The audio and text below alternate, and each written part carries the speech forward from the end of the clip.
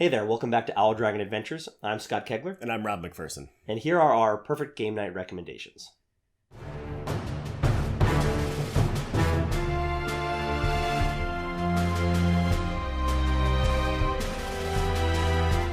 So we were talking about this idea for this video. We thought it'd be fun to just give you some quick recommendations on like a lightweight night, board game night, a medium weight board game night, and a heavy night. Yeah, so over the past year or so, as we've been doing this channel and just kind of naturally, we've gone from one game night every couple of weeks to up to now we do two game nights a week. Yeah. It used to be a D&D night and a game night, and now it's just two board game nights. We're in between campaigns. Yeah. So we think that we've definitely gone into it, and every night we go into it's like, we want to do a light night, a medium night, or a heavy night. Usually Fridays are our heavy nights because, I don't know, something about playing a heavy night on a Monday. It seems like a bad plan. And it's interesting. And we've, some guidelines we'll talk about here as well. Like if you're looking to get into some more game nights, if you're looking to unplug a bit, for board games, things to think about. Like number one, it's important to kind of have an idea of what that night's going to be like. We know that our Friday night, we're doing a heavier night, but it's good to have backup plans. Like somebody might show up, you might have a plan of like, we're going to do that crazy heavy campaign game we've been doing, dungeon crawler game, and then you're like, I just not. Yeah, we've done that a couple of times. Or like somebody runs late, you're like, let's switch to a light night because we're not able to do this. So these are just some fun recommendations. We could probably throw lots of recommendations. We just threw these together as some fun options. Any other tips? I think the formula is going to be kind of the same for each of these. So we like to start off with a game that's a good warm-up. It's just kind of get you in the mood, and it's also when you don't have to concentrate on too much so that you can get away, you can get all the chatter out before the games. You can get the fluff away from the actual gameplay that you're doing. And it should typically, like, your first game, that warm-up game, regardless of the weight you're doing that night, should be a game that everyone knows. Yes. Like, usually don't do your teaching game first if you can avoid it. You can maybe have your core game of the night be your teaching game, and then a cool down game, same kind of rules where it's either easy to teach or for everyone already knows. Yep. So those are some good tips there. So with that, we'll dive into our lightweight game night recommendations. First game that is great for a light warm-up game that we adore is Camel Up. So this is a very silly, almost family weight game, I would say. I'd say it's a family weight game. But it's a family weight game that I think is still very attractive to gamers. Yeah. It's available again. It was really hard to find for a while, but now they just did a second printing, so it's out and about. Basically, you're just betting on camels that are doing a race. It's a great game. People love grabbing the little miniature pyramid that is what you use to shake out the dice. When he says people, he means he likes grabbing the pyramid and making it poop out dice. Yeah, it's hilarious. I've never had a bad game of Camel Up. It always leads to lots of laughter and yelling at stupid tiny camel miniatures. We've never finished a game of Camel Up without being just laughing hysterically. It's such a fun game. It's a great weight game. You can.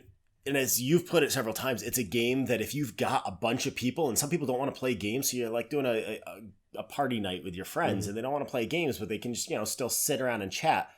They'll get involved in this, even not playing. They'll be invested because it's so stupidly fun. Well, it's one of those things. Like I think I've referred to it as the only game I have a board game that people would actively and happily spectate. Yes, because it's so stupid, and as these camels are racing around the track. Yeah, so you're betting on the camels going around in one direction, and then there's two other camels that run around the other direction. And if they get underneath your camels, because you stack the camels, if you get underneath them, they run back the other way, and it's chaos. The red camel hates Sean, even though there's no reason. No reason. So you get fun lore with that in your game. So this is a great warm-up. Puts everybody in a good mood. Great warm-up game. That's kind of the mood that we like to set at the beginning. Is something nice and light, something fluff. So now our core game for the light night. Yeah, the one that we would spend the bulk of the game night playing. And that would be one recommendation I have is Dice Throne. Yeah. Now, Dice Throne has 2 seasons right now and has actually a Marvel set coming out as well. Yep. The game is always the same. So it's the same game. You're basically playing various characters. I always refer to this game as Battle Yahtzee. It's Battle Yahtzee. So you're playing Battle Yahtzee against each other with a ninja and a treant and all these other things fighting each other. Light game. You're rolling the dice to try to get combos of dice, which let you do damage against other players. Then there's a defense roll. It's very light, very simple, but it's got enough to it. And you can evolve your character and build your character so that there's meat to it. And it lasts a good hour or so. A little bit longer on some playthroughs we've done. And one of the great things about it... Superbly balanced. Yeah, a great balanced game. What's great about it is as a game like this, you can either just do a melee or you can do teams. Which is also attractive for a light night. You can do at least people, like if you have a couple players that are either newer or just green to this game or green to this type of game, you could pair them up with an experienced person. You only need to really have half of the amount of players playing to be experienced, or not even, or just know the rules. Picks up very fast, and there's a really great mitigation on who takes the most damage on a team. You share hit points, so it's all very... there's no the game never drags out. No, So this is what we would play for the bulk of a lightweight game night, something like that. And then we would always like to close out with something that just kind of lets us unwind a little bit and get ready for the long drive home that Scott has every day. Yeah, all the way upstairs. And I put two here. One is for depending on your mood at the end of the night. One is if you're still kind of feeling feisty and having a good time. 10 is a great set collection bidding game, push your luck game. Yep. So this is a bit more, it's not a bit more, it's competitive. So if you're still feeling in a competitive mood, great game, light game, plays very, very fast.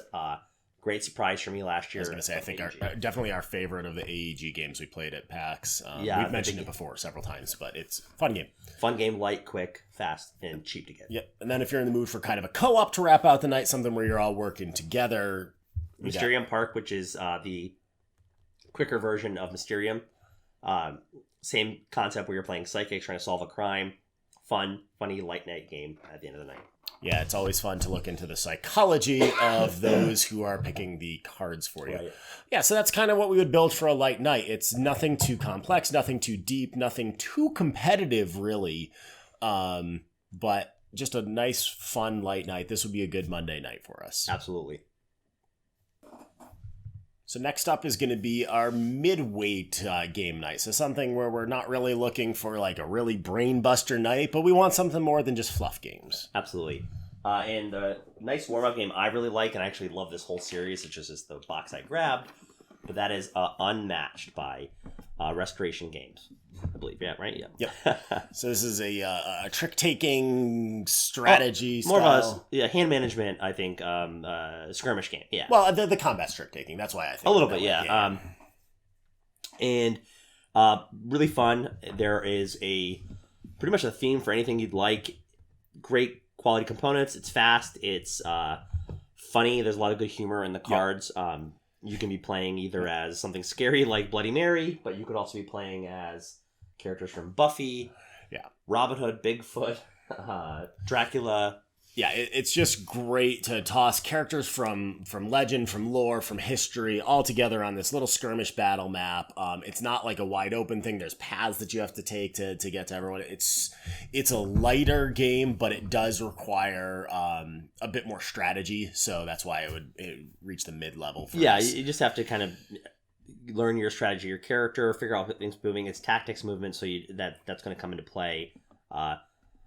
If you're jumping in, I just grabbed this as one of the newer boxes. I always recommend Cobble and Fog as a great starter. Yep, Cobble and Fog or Legends Season 1 or 2, but I think 2 is getting higher ratings than 1. Yeah, I almost would say though, save this one. I mean, it's cool if you can grab a copy of it, but play the first one because it just makes this one even better because I think they're more powerful and I feel like you want to kind of learn the game. True, they are pretty powerful. But Cobble and Fog's a great theme because it's Dracula, Dr. Jekyll, Invisible Man, and Sherlock Holmes. Yep. It's a great themed little box.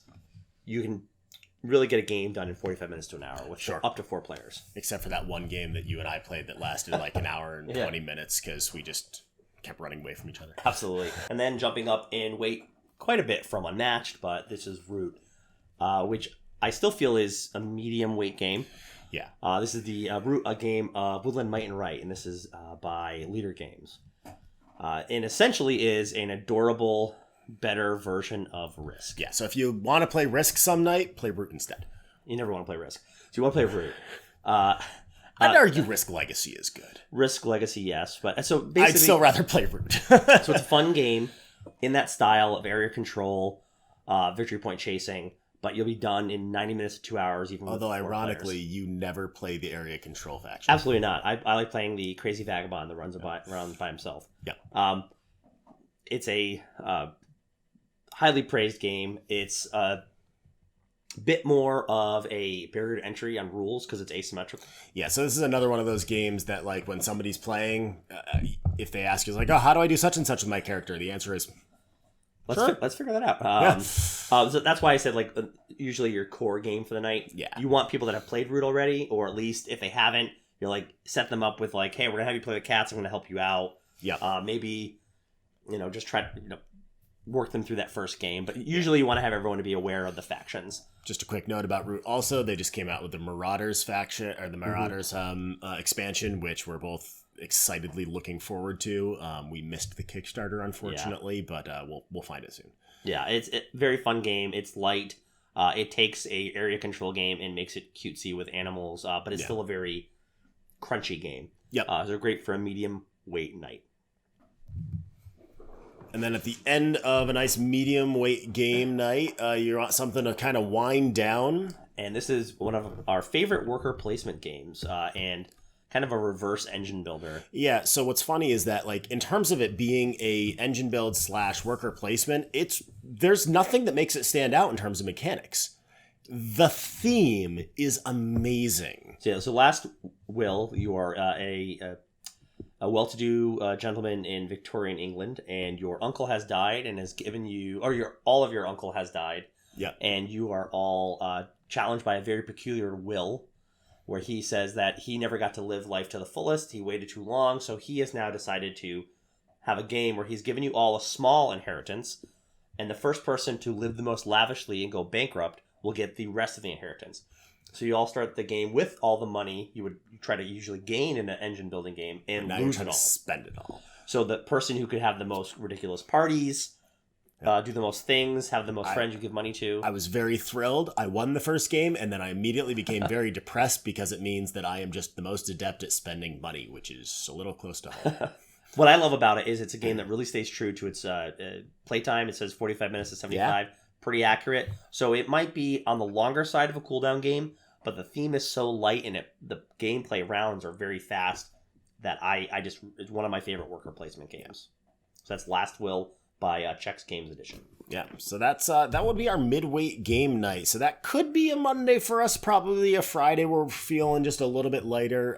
But it's, you've got the crunchiness, but it's not something that's gonna, make you feel like you've just taken an exam or something. Yeah, and it's not quite cutthroaty yet. Like, it's, yes, you're competitive, but it's just not there yet. Speaking of cutthroaty, talk about our heavy games. So for our heavy games, this is a more robust warm-up game. Yeah, so this is for a night that you're looking to play for like 6 or 7 hours for a game night, but we'll just or you're playing on the weekend or something like that. Yeah. And you're more like hardcore gamers or people that want to. Yeah, this is probably a little bit too heavyweight games for people who are casual gamers. So I would call this our light warm-up game in that way, because this is actually not a very heavy game, but it's a good warm-up game for that type of night, mostly because it's such a delightful theme, and you find yourself laughing a lot. It's Western Legends, so wonderfully themed. Western Legends by Colossal Games. So much fun to start off the night by not knowing what I'm going to be doing. Like, I don't have a preset strategy yet. Yep. Am I playing an outlaw? Am I playing a marshal? And you can get through the game. Am I playing a miner?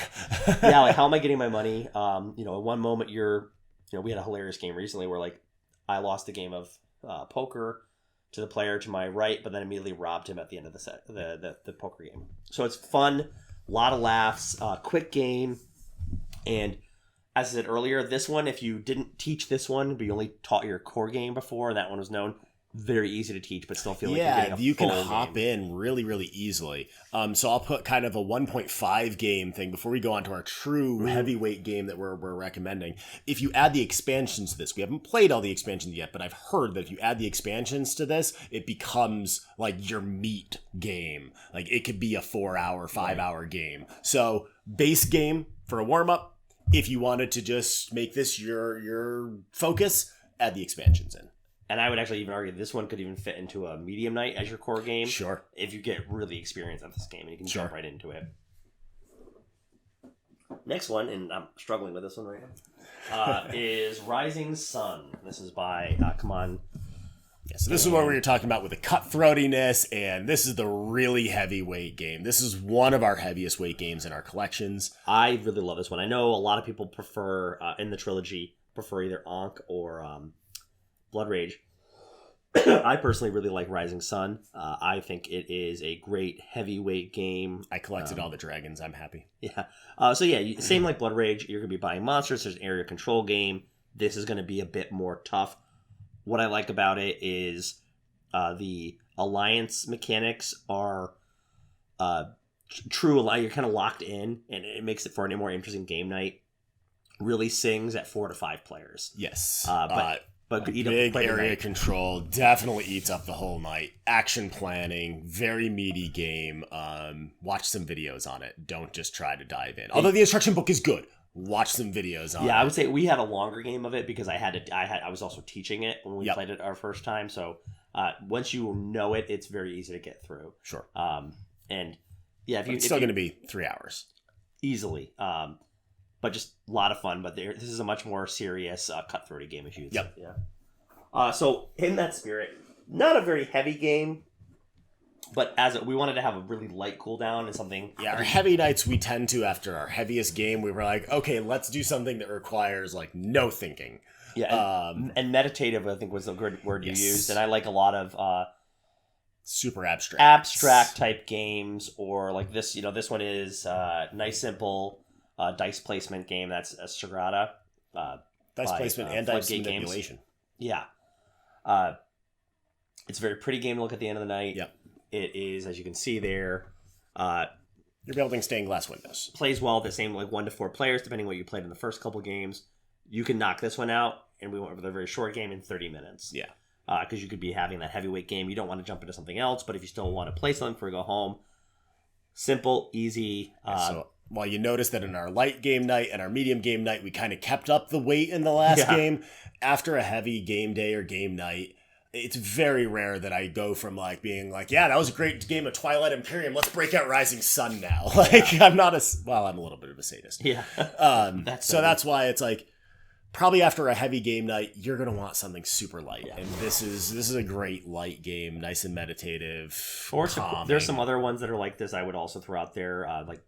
Project L is also a really good light-ish game at the end of a heavy night. And it also depends on how many people stick around afterwards, too. So, like, a lot of times Scott and I will keep playing games after other people leave. So that would be a good night game time for, like, Jekyll and Hyde. Jekyll and Hyde, great trick-taking game, which we've talked about before on the channel. So whatever works. But these are just our recommendations. I'd be curious what you play on your different nights. Do you mix it up?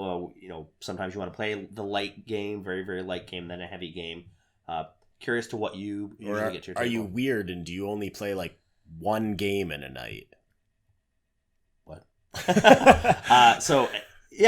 Whatever you're playing right now, I'll be curious, like how you break that down and how you set those expectations. How do you agree on games? Like I know some groups, it's like you talk about it beforehand, or you just show up and then go, what are we playing?